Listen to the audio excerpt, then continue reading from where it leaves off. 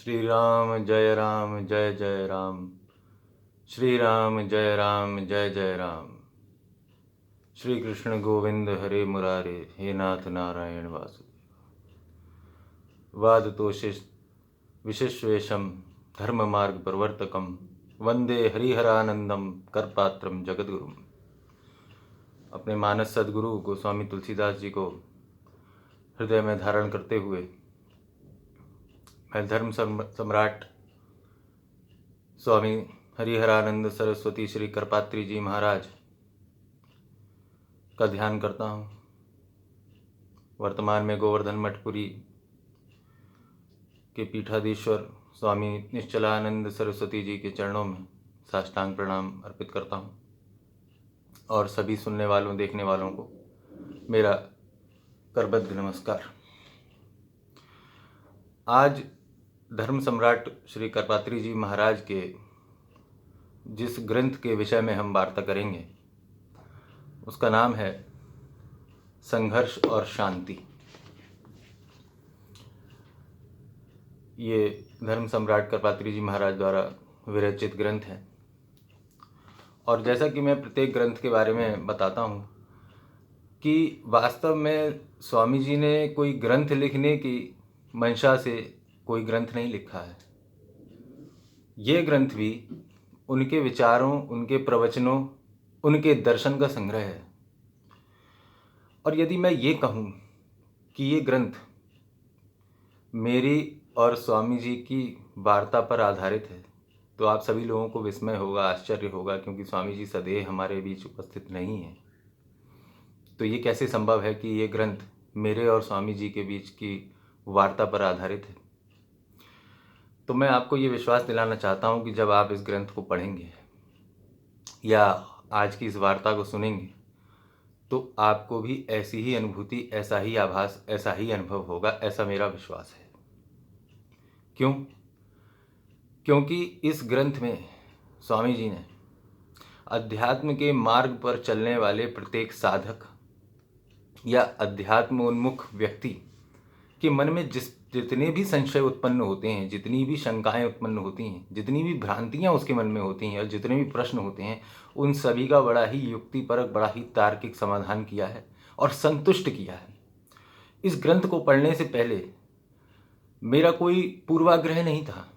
मैंने बस जैसे कोई भी ग्रंथ पढ़ना मैं स्वामी जी का प्रारंभ करता हूँ ऐसे ही प्रारंभ किया था, किंतु पढ़ते पढ़ते स्वामी जी के वचनों को, उनके दर्शन को जानते जानते मुझे ये आभास हुआ कि मेरे मन की भ्रांतियाँ, मेरे मन के संशय, मेरे मन की शंकाएं का स्वतः निवारण होता जा रहा है।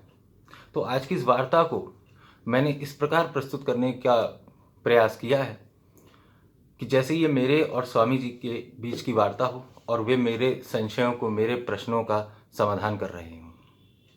देखिए, सबसे पहला प्रश्न हमारे मन में यही उठता है जो भी अध्यात्म के मार्ग पर चलना चाहते हैं कि क्या आध्यात्मिक होने या अध्यात्मोन्मुख होने, अध्यात्म की चाह रखने वाले, ऐसा करने से क्या हम राष्ट्र और समाज के प्रति अकर्मण्यता का भाव रखते हैं? क्योंकि कई लोगों के प्रश्नों का, कई लोगों के संदेहों का हमें सामना करना पड़ता है कि ये तो वैरागी है, ये विरक्त है, इसको राष्ट्र से और समाज की समस्याओं से क्या मतलब है, क्या अर्थ है उसको।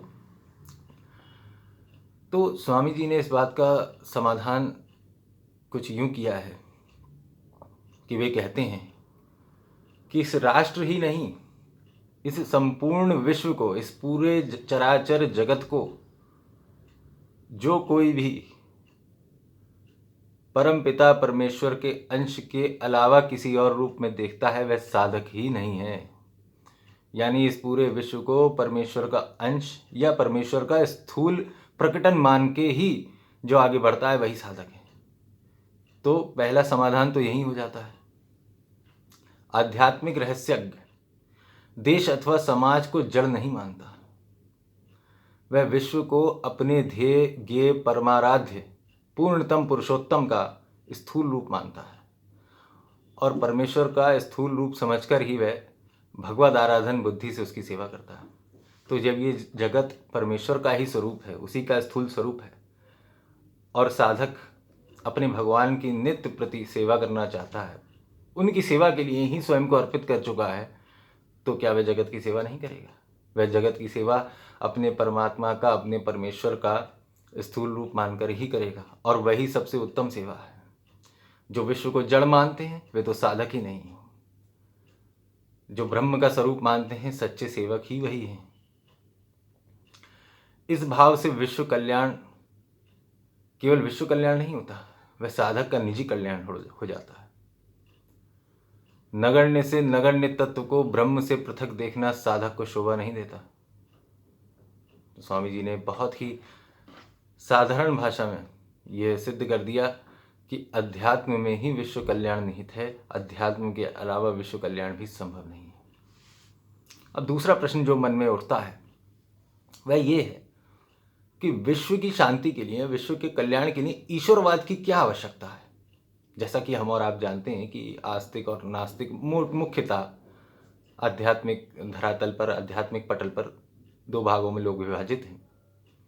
तो ईश्वरवाद की क्या महत्ता है, ईश्वरवाद का क्या महत्व है विश्व शांति या विश्व कल्याण के लिए, और क्या आस्तिक मान्यता से ही विश्व कल्याण संभव है? इस तरह के प्रश्न मेरे भी मन में उठते हैं, और स्वामी जी ने इसका अपने ग्रंथ में बड़ा ही साधारण शब्दों में, बहुत ही सरलता से और बहुत ही व्यापकता से इसका समाधान किया है।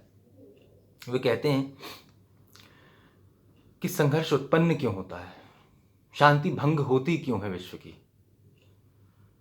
दूसरों के क्षेत्र, दूसरों के वित्त, दूसरों के कलत्र, दूसरों के भवन इत्यादि को देखकर ईर्ष्या होना स्वाभाविक है। ईर्ष्या भी अन्य दोषों की तरह, अन्य विकारों की तरह मनुष्य का एक विकार है। तो दूसरों की उन्नति, दूसरों की प्रगति, दूसरों के प्रासाद, इनको देखकर दूसरों अन्यों के मन में ईर्ष्या होना स्वाभाविक है। गुट बनाकर इनको छीनने का प्रयास भी होता है, जिनको आंदोलन कहा जाता है। और इन्हीं भावनाओं से समाजवाद, साम्यवाद, कम्युनिज्म, लेफ्टिज्म, इस तरह के वादों का जन्म होता है। यानी समाजवाद और कम्युनिज्म जो है उसकी जड़ स्वामी जी इसी ईर्ष्या, इसी द्वेष को मानते हैं। छीन लेने की जो प्रवृत्ति है, ईर्ष्या की जो प्रवृत्ति है, दूसरों की प्रगति देखकर जो जलन है, उसी को समाजवाद कहते हैं। क्योंकि ईर्ष्या या द्वेष दूसरे की प्रगति को देखकर केवल उसी के मन में उत्पन्न हो सकता है जो कर्म फल को नहीं जानता, जो ईश्वर के स्वरूप को नहीं जानता, जो कर्म बंधन से अनभिज्ञ है, जो इसी जन्म लेने और इसी मर जाने को ही नित्य मानता है, जो तथागत है, जो बुद्धि को सर्वोपरि जानता है, केवल उसी के मन में ऐसी ईर्ष्या, ऐसा द्वेष उत्पन्न हो सकता है। किंतु आस्तिकवाद की यही विशेषता है कि वह सभी प्राणियों को अपनी स्थिति में संतुष्ट रखता है। जब कर्म फल प्रभाव को हम जानेंगे, हम अपने जन्म के प्रयोजन को जानेंगे, तब हमारे मन से ये ईर्ष्या, ये द्वेष सदा सदा के लिए मिट जाएगा। कोई किस स्थिति में क्यों है, कोई किसी हाल में क्यों है, इसके पीछे कितने प्रारब्ध, कितने संस्कार, कितने पूर्व जन्मों के संचित कर्म हैं जो फल देना प्रारंभ करते हैं, इससे अनभिज्ञ व्यक्ति के मन में ही ईर्ष्या, द्वेष उत्पन्न होता है। जब सभी व्यक्तियों, समाजों एवं राष्ट्रों में हृदय से परलोक की गति व ईश्वर का भय होगा, तब संघर्ष, द्वेष, वैमनस्य स्वतः समाप्त हो जाएंगे।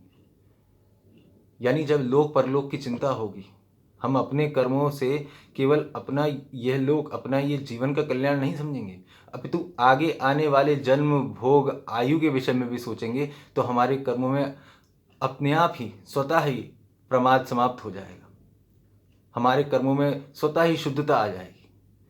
यानी सभी ईर्ष्या, द्वेष और सभी वादों की जो जड़ है वो केवल लोक परलोक को ना मानना, पूर्व जन्म को, आने वाले जन्म को ना मानना, कर्मों के फल को ना मानना, और कर्मों के जो तीन फल हैं, जन्म, आयु और भोग, उनको ना मानना, और सबसे बड़ी बात ईश्वर के अस्तित्व में, परमात्मा परमेश्वर के अस्तित्व को ना मानना ही ये सभी प्रकार की ईर्ष्या और द्वेष को जन्म देता है। उदाहरण के तौर पर स्वामी जी समझाते हैं कि आप आधुनिक लोकतंत्र या प्रजातंत्र को ही देख लीजिए।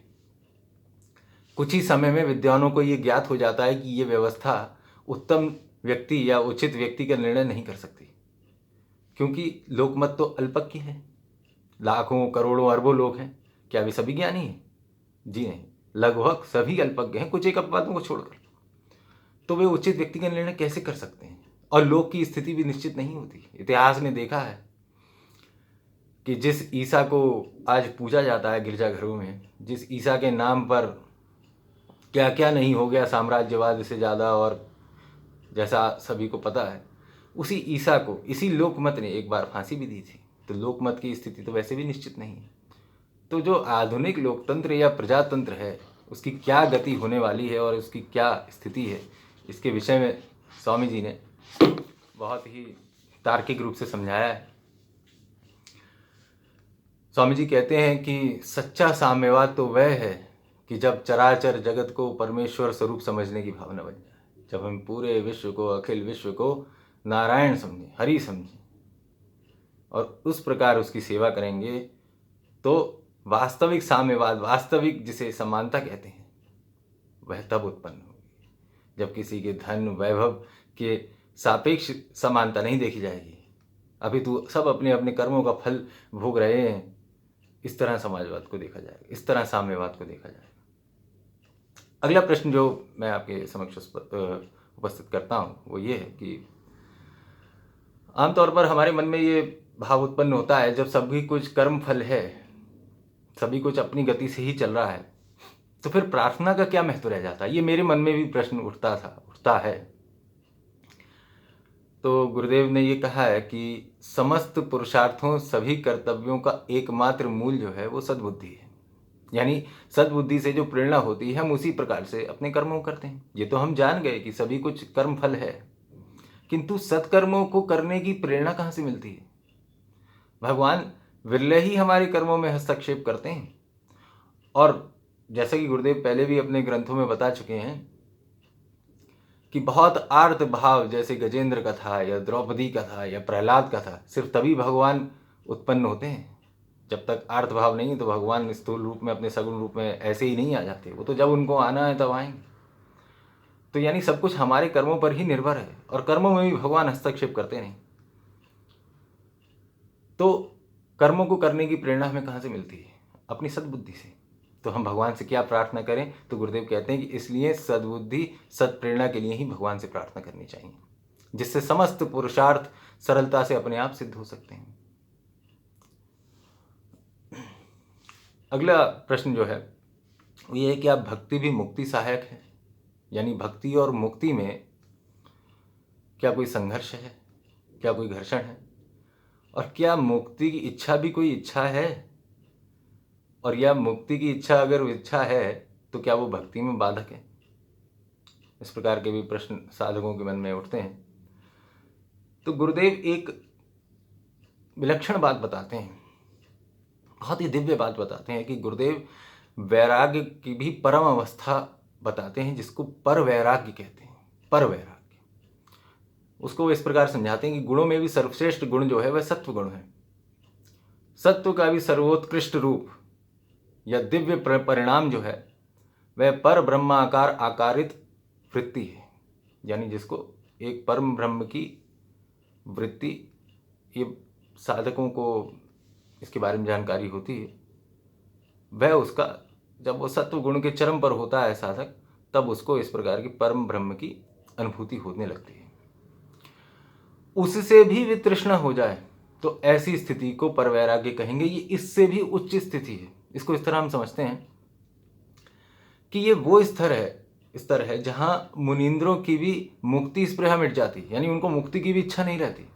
उनको तो सिर्फ अपने प्रभु, अपने हरि, अपनी लीला चाहिए, उनका धाम चाहिए, उनका संग चाहिए, उनकी शरण चाहिए। मुक्ति से भी वे ऊपर उठ गए हैं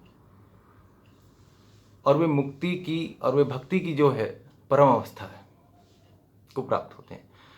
तो यदि आत्मा स्वाभाविक मुक्त है तो मुक्ति कैसी? ये प्रश्न उठना स्वाभाविक है। और यदि बंधन और मुक्ति दोनों ही तात्विक नहीं है तो मुक्ति के लिए साधन अनुष्ठान क्यों?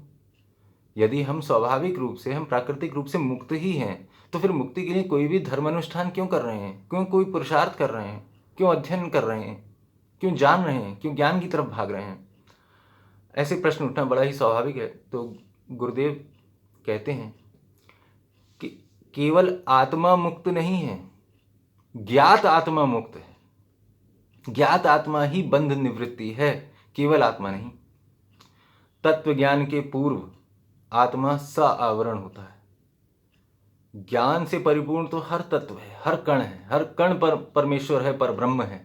वह ज्ञान ही है, शुद्ध ज्ञान ही है, परंतु आवरण से ढका हुआ है, स आवरण है। अब वह आवरण कैसे मिटता, आवरण कैसे हटता? तत्व ज्ञान के उत्पन्न होने पर अनादि अनिर्वचनीय आवरण नष्ट हो जाता है।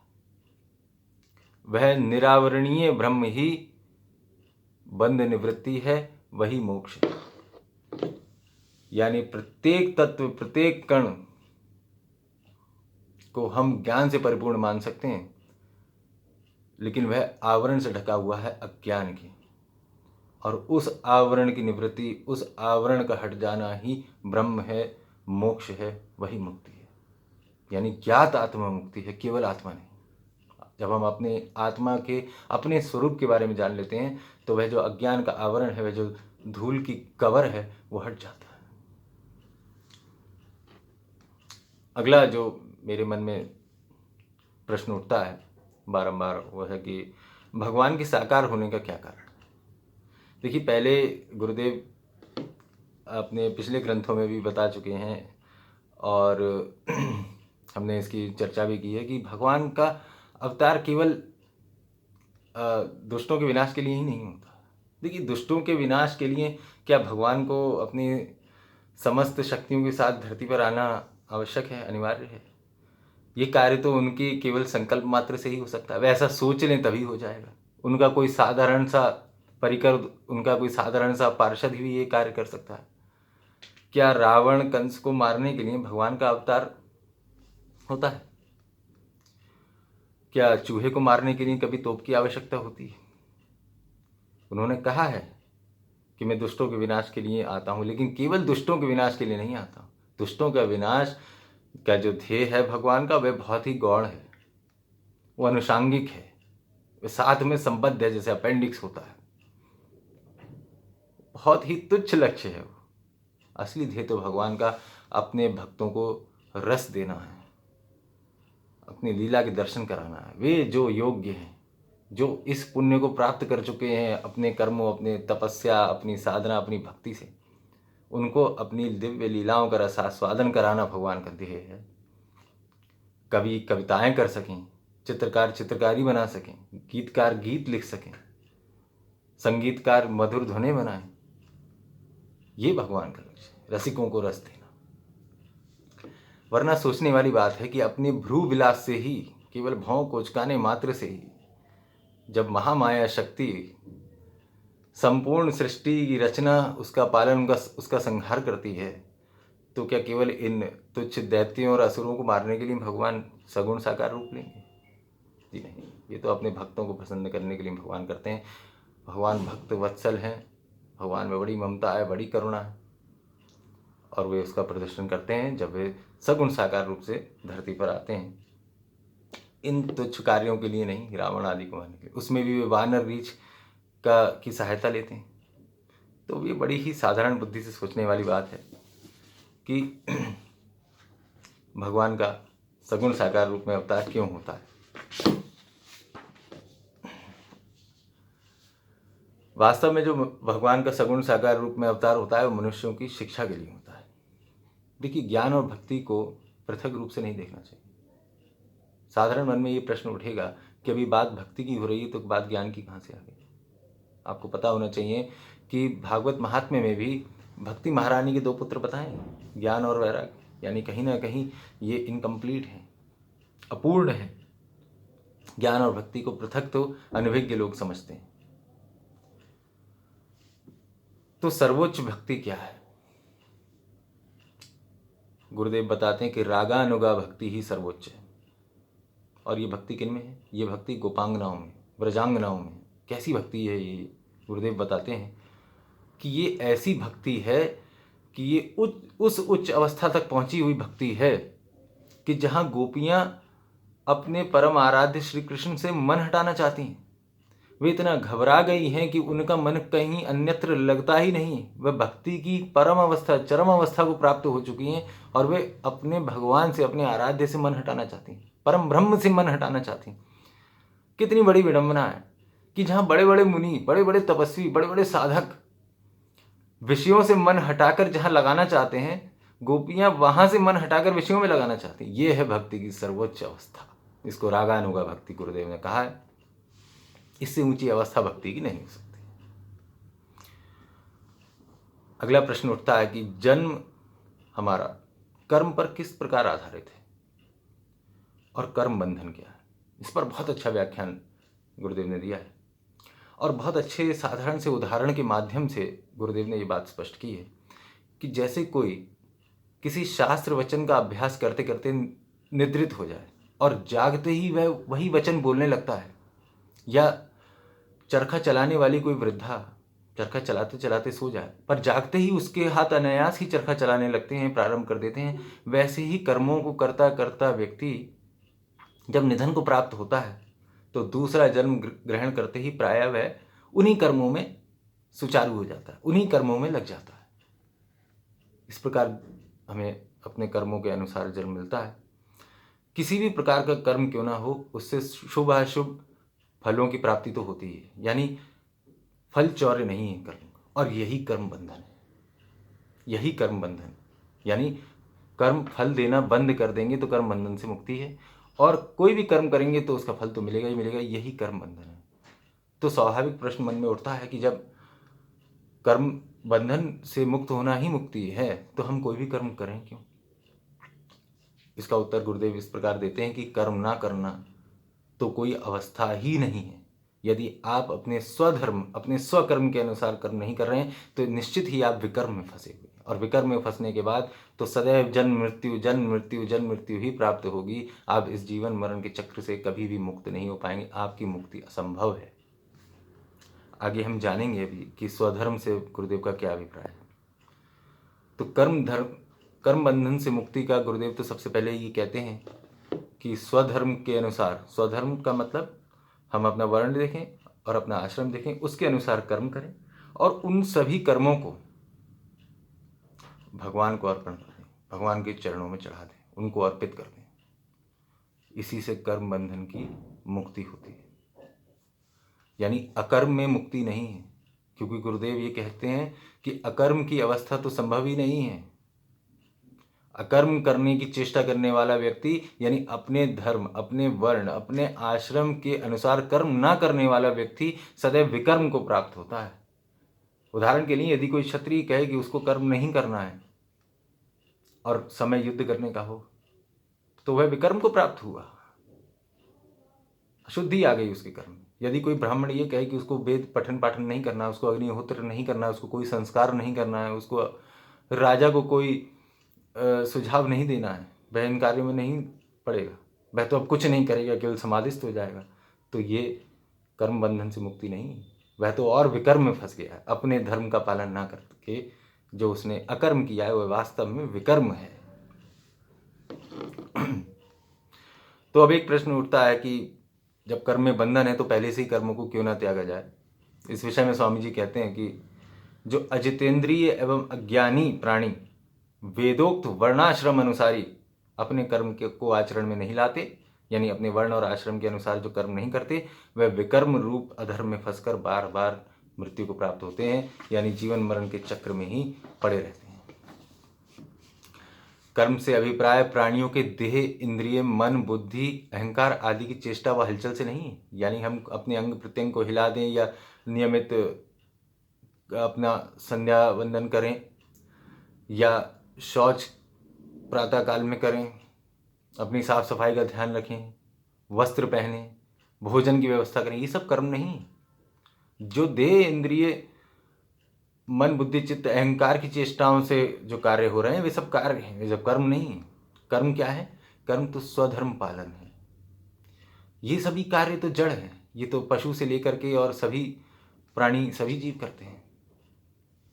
स्वधर्म अनुसार स्वकर्म करके, उनसे भगवान की पूजा करके प्राणी के व्यवहार शुद्ध हो जाते हैं। स्वधर्म मतलब अपने वर्ण अपने आश्रम के अनुसार कर्म करना और उनको भगवान की पूजा करना। उन्हीं कर्मों से है, उन्हीं कर्मों से भगवान की पूजा से अभिप्राय गुरुदेव का है कि उन कर्मों को भगवान को अर्पित कर देना, उससे प्राणी के व्यवहार शुद्ध हो जाते हैं। चारों वर्णों चारों आश्रमों को अपने वर्णाश्रम अनुसार कर्मों में प्रवृत्त होना चाहिए। स्वधर्म छोड़ना भी एक अपराध है, 10 नामा अपराध कहा है गुरुदेव ने स्वधर्म को छोड़ना। तो अब एक प्रश्न और उठता है कि स्वधर्म पालन से राष्ट्र व समाज का कल्याण किस प्रकार है। तो गुरुदेव कहते हैं कि प्राणी का ये स्वभाव होता है।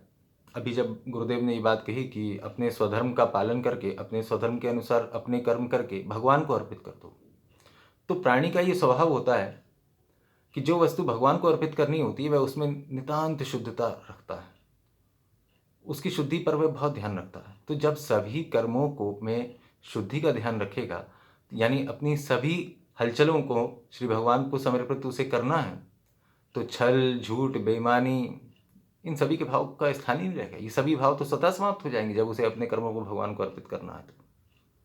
और इसी प्रकार समाज में शांति फैलती है। हम सभी भारतीयों के मन में भी ये प्रश्न आना चाहिए कि जब इतना हमको ज्ञान है, इतना हमको समझ है, इतना विवेक है, इतनी बुद्धि है, इतनी प्रेरणा है भगवान की, तो फिर भारत की दुर्दशा क्यों हुई। गुरुदेव भारत की दुर्दशा का सबसे प्रमुख कारण छात्र धर्म के लोग को मानते हैं।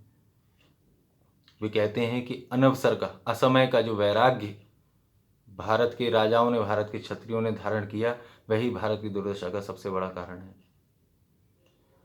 बौद्धों जैनों इनका नाम लिए बिना गुरुदेव ने कहा है कि जो असमय का वर्ण के विरुद्ध आश्रम के विपरीत जो भी व्यक्ति वैराग्य धारण करता है और उसमें भी क्षत्रिय, इस कारण उस राष्ट्र का, उस समाज का, उस भूमि का कल्याण नहीं होता और वह पदाक्रांत होती है, वह परतंत्र होती है, उस पर अत्याचार होते हैं, उसका शोषण होता है। ये सब कुशिक्षा और कुसंसर्ग का परिणाम है। इसी कुशिक्षा के कारण भारतीय अपने शास्त्रोक्त कर्तव्य तथा अधिकार भूल गए हैं। अधिकार निर्णय के लिए अपनी संस्कृति सभ्यता साहित्य के अध्ययन की अपेक्षा होती है। दुर्भाग्यवश भारत इससे भी वंचित हो गया। अब अधिकार अनधिकार का प्रश्न ही नहीं रहता। जिसको जब चाहे, जिसको निवृत्ति में जाना चाहिए वह प्रवृत्ति में जाता है, जिसको प्रवृत्ति मार्ग में होना चाहिए वह निवृत्ति में जाता है। और उस देश का, उस राष्ट्र का क्या होगा जब उसके क्षत्रिय अपने आश्रम के विपरीत, अपने वर्ण के विपरीत जब वैराग्य धारण कर लेंगे, बौद्ध हो जाएंगे। वही होना है जो भारत राष्ट्र का हुआ।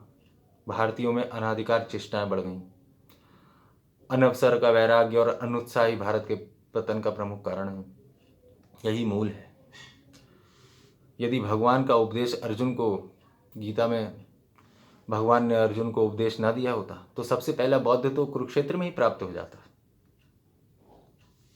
छात्र धर्म का लोप व क्षत्रियों द्वारा स्वकर्म को त्याग कर वैराग्य को अपना लेने से भारत भूमि आक्रांताओं द्वारा पदाक्रांत हुई और भारत की सभ्यता और संस्कृति पर गहरा आघात पहुंचा, जिसके दुष्परिणाम हम आज भी भोग रहे हैं और हमारी आने वाली पीढ़ियों को भी भोगने पड़ेंगे और न जाने कब तक।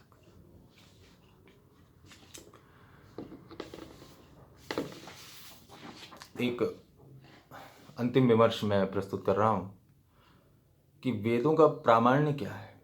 आजकल वेदों की बहुत चर्चा होती है। पॉकेट बुक्स की तरह वेदों को बेचा जा रहा है, उनका प्रचार किया जा रहा है। हर व्यक्ति वेदों को पढ़े ऐसा दुष्प्रचार फैलाया जा रहा है। सब और वेद वेद वेद वेद की ही चर्चा है। अरे ये अमुक वस्तु वेद में तो है, वेदों में तो ऐसा है, वेदों में तो वैसा है, तू भी वेद पढ़, तू भी वेद पढ़, तू भी वेद पढ़। किसी स्थान की कोई आवश्यकता नहीं, किसी भी अवस्था में किसी भी स्थिति में वेद पढ़। तो ये सब क्या है? इसके ये देखिए गुरुदेव ने कितने 30 40 50 वर्ष पूर्व ये कहा था और आज देखिए कितना ही तर्कसंगत हमको मिलता है। गुरुदेव कहते हैं कि आधुनिक विद्वान वेद को इसलिए प्रमाण मानते हैं क्योंकि उनमें बहुत उच्च कोटि के युक्ति युक्त हृदयाग्रही श्रेष्ठ तत्व वर्णित हैं। यानी विद्वान जो बुद्धिपरक व्यक्ति है, जो बुद्धि को सर्वोच्च मानता है, वो वेदों का महात्म्य इसलिए कहता है क्योंकि हमारी बुद्धि के अनुसार जो सर्वश्रेष्ठ वस्तु है, जो सर्वश्रेष्ठ तत्व है, उसका वर्णन वेदों में है, इसलिए वेद महान है। जबकि सत्य इसके ठीक विपरीत है। वेदों का प्रामाण्य तो स्वतः है, इसलिए नहीं कि वे श्रेष्ठ तत्व का वर्णन करते हैं, अपितु वे तत्व श्रेष्ठ इसलिए हैं क्योंकि उनका वर्णन वेदों में है, क्योंकि वो वेदों के द्वारा प्रतिपादित हैं, इसलिए वे तत्व विशेष हैं, इसका विपरीत नहीं। और वेदों का जब काल निर्णय करते हैं कि इस सन में, इस संवत में वेद लिखे गए होंगे, कि ऐसा लिखा गया होगा, वहाँ लिखे गए होंगे, किन लोगों ने लिखे हैं, इस सब के जो काल निर्णय को लेकर जो विचार विमर्श चलता है, उनको तो गुरुदेव ने बिल्कुल मूढ़ और मूर्ख व्यक्ति कहा है। काल निर्णय वेदों का जो अनादि है, जो अपौरुषेय है, जो भगवान का हृदय स्वरूप है, भगवान की वाणी है, पर ब्रह्म की का शब्द है, इस पूरी सृष्टि का स्वर है, उसके काल निर्णय के लिए करने वाले मूढ़ों के लिए गुरुदेव कहते हैं कि किसी भी कार्य सृष्टि के पहले ज्ञान का होना तो आवश्यक है ना। यदि हम काल निर्णय वेदों का करने लगे तो हम ये नहीं सोचते कि सृष्टि से पूर्व या सृष्टि करने के लिए, सृष्टि की रचना करने के लिए किसी ज्ञान की आवश्यकता हुई होगी, फिर उसे क्या कहेंगे आप? अगर हम ये कहते हैं कि अमुक वर्ष में वेदों का निर्माण हुआ या वेद लिखे गए, तो क्या हम अपनी इस बुद्धि, जिस पर हमको बहुत अहंकार है, इतना भी नहीं सोच सकते कि जब ये सृष्टि हुई होगी तो इस सृष्टि को रचने के लिए भी कोई ज्ञान की आवश्यकता हुई होगी किसी शक्ति को? किंतु मूढ़ बुद्धि वालों को गुरुदेव आगे ये कहते हैं कि ईश्वर अनादि है, और अनादि ईश्वर की अनादि सृष्टि के मूलभूत ज्ञान के साथ भी किन्हीं शब्दों का अनुवेद अवश्य मानना पड़ेगा या नहीं। और यही जो शब्द हैं, यही जो प्राचीनतम शब्द हैं, वेद हैं, वेद कहलाते हैं। अब इसका काल निर्णय आप करेंगे। आधुनिक विद्वान अनादि ज्ञान को भी अपनी बुद्धि पर तौलते हैं। जो वेदार्थ अपनी बुद्धि से संगत प्रतीत हुआ वह तो ठीक है, और जो विपरीत गया और जिसको हम अपनी बुद्धि के अनुसार नहीं समझ सकते तो उसका कोई मूल्य नहीं। इसी दृष्टि से एक नया प्रपंच भी चल रहा है, तथाकथित राइट विंगर्स, दक्षिणपंथियों के द्वारा, कि वे हर आविष्कार को, विज्ञान के आविष्कार को भी बताने की कोशिश करते हैं कि ऐसा तो वेदों में है, ऐसा तो श्रुतियों में है, ऐसा तो इस उपनिषद में ऐसा है। यानी हम अभी भी कहीं ना कहीं दास मानसिकता से पीड़ित हैं। हम अभी भी पाश्चात्य जगत की किसी आविष्कार, किसी उपलब्धि को महान मानना चाहते हैं, इसलिए कि ये चीज वेदों में है। इस मानसिकता से निकलना होगा। गुरुदेव संकेत करते हैं कि नव शिक्षा के रंग में रंगे हुए आधुनिक वेद व्याख्याता वेदों से रेल, तार, वायुयान आदि का बनाना सिद्ध करते हैं। साइंस के तत्वों को किसी न किसी देवता के रूप में बिठलाना चाहते हैं। यह सिद्ध करने का प्रयत्न करते हैं कि वेदों में वही बातें हैं जो आज के विज्ञान में हैं। और इसके लिए गुरुदेव ने एक बड़ी ही रोचक बात कही है कि वैदिक विज्ञान को आधुनिक विज्ञान के पीछे दौड़ना वैसा ही खतरनाक है जैसा किसी भद्र व्यक्ति को किसी उन्मादी अंधे भैंसे की पूंछ में बांध देकर छोड़ देना। इसी के साथ मैं अब अधिक समय ना लेकर, प्रश्न बहुत हैं, संशय बहुत थे और बहुत समाधान थे। ग्रंथ लघु दिखता है लेकिन बहुत बृहद है, और अब अधिक समय ना लेते हुए मैं अपनी वाक पुष्पांजलि को यहीं पर अर्पित करना चाहता हूँ। धर्म की जय हो, अधर्म का नाश हो, प्राणियों में सद्भावना हो, विश्व का कल्याण हो, गो हत्या बंद हो, भारत अखंड हो। जय श्री राम, जय श्री राम, जय श्री राम।